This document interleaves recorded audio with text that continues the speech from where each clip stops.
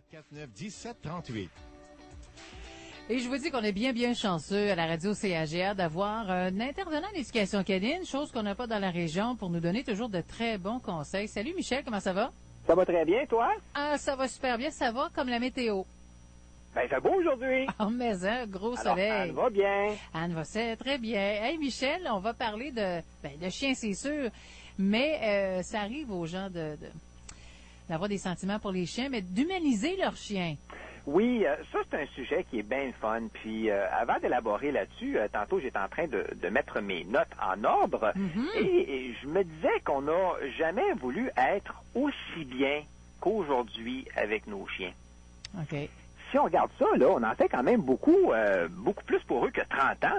Hein? On dépense beaucoup d'argent. Nos chiens, on les amène à la pension. Lorsqu'on s'en va à l'hôtel de luxe, on va au café canin. Ça, c'est de plus en plus populaire. On en voit un petit peu partout maintenant. On prend des cours d'obéissance. Qu'est-ce qu'on fait aussi? On achète des petits manteaux, toutes sortes de jouets. Dans les grandes villes, il y a même des éducateurs canins qui vont à domicile comme moi. Bref, je pense qu'on peut dire que la vie du chien a évolué au cours des 2 dernières décennies ou des 3 dernières décennies, ce qui fait qu'on s'occupe de lui et qu'on cherche à lui faire du bien, qu'on cherche à le comprendre et on veut surtout répondre à ses besoins. D'ailleurs, il y a une étude, Anne, une étude américaine qui est sortie dernièrement et la majorité des répondants se voient maintenant comme les parents de leurs chiens. OK. Les gens se voient plus comme les maîtres ou les propriétaires. OK. Ça, je trouve ça bien intéressant. On pourra y revenir à un moment donné. Dans tout ça, il y a une des choses que moi je remarque, c'est qu'on humanise beaucoup notre animal. Et ça, c'est-à-dire qu'on le considère comme une personne et qu'on lui attribue des sentiments qui sont humains. Ben c'est correct. Oui, absolument. C'est pas marginal. Il y a plein de gens qui font ça. Et comme je le dis toujours, si ça peut leur faire du bien, sans nuire aux chiens, je vois aucun problème. Tant et aussi longtemps qu'on reste conscient qu'un chien, ça voit pas le monde, puis ça communique pas comme nous, hein? Ben non. Ça reste bien différent. C'est pas un humain.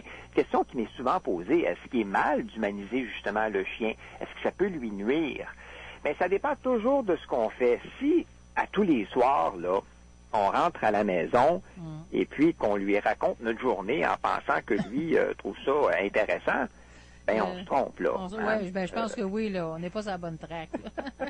Le chien, lui, le chien est sensible à la tonalité de notre voix, mais il ne comprend pas vraiment ce qu'on lui dit. Donc, on se fait peut-être du bien à nous en lui parlant, mais sans plus. Ce qu'on a fait durant la journée, je crois que ça l'intéresse pas vraiment, mais ça va pas pour autant créer un problème de comportement chez lui si on lui raconte notre journée au travail. Mais c'est sûr qu'il est bien content quand il nous voit arriver. Oui, absolument. On lui donne tout plein d'attention. Oui. Par contre, si on a un petit chien de 3 mois, qu'on le traîne toujours dans un sac et qu'on ne laisse personne y toucher parce que c'est notre bébé, qu'on le considère comme ça, entre parenthèses, là, on fait une grave erreur. Oui.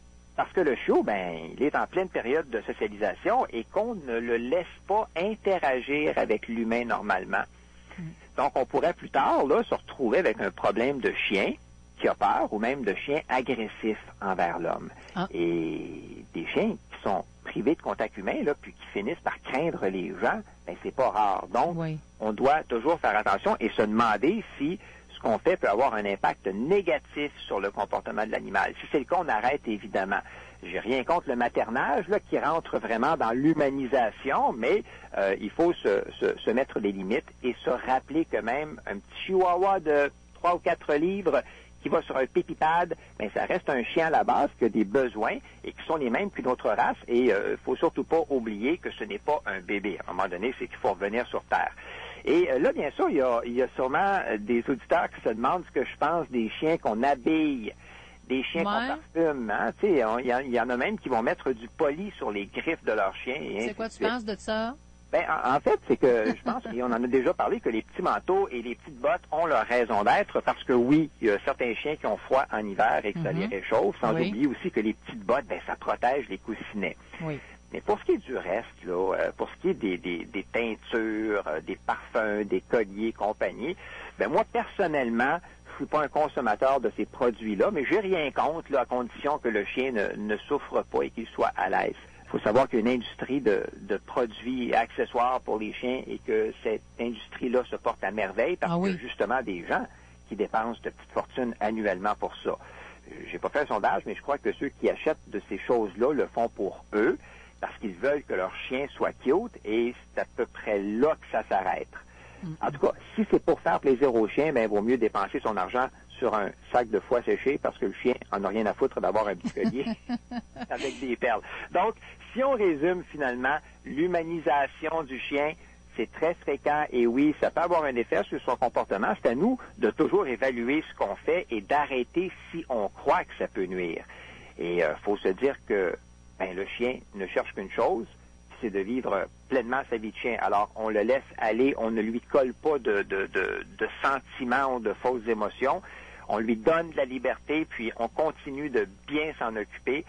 Chose que je vais te faire remarquer, c'est que si on humanise le chien, on le voit comme un être qui a des émotions et on ne le voit pas comme un meuble.